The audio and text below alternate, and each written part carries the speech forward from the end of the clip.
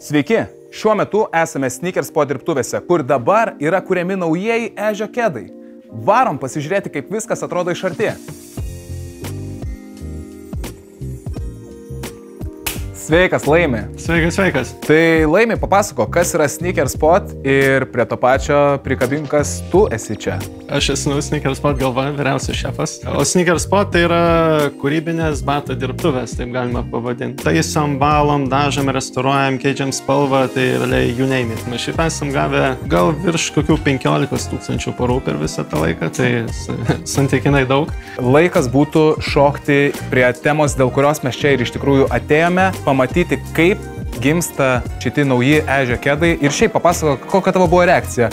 Reakcija tai buvo wow, nes tikrai labai įdomus projektas. Turime pateikę daug dizainų ir va tas yra labai įdomu. Keliai yra čia. Čia yra gal toks vienas paprastesnių, minimalistinių, bet straight and point. Tokie labai aiškus, draugiški, kūrybingi, žaismingi. Šitas yra daugiau gal spalvotas, bus tokių keli skirtingi variantai su skirtingų spalvų logotipais. Viskas tiesiog susideda į vieną ežį, bet per daug skirtingų kažkokių dizaino sprendimų.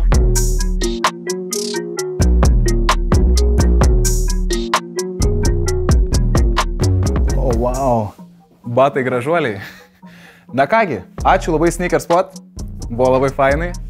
Ačiū Jums, kas žiūrėjote ir iki kitų kartų.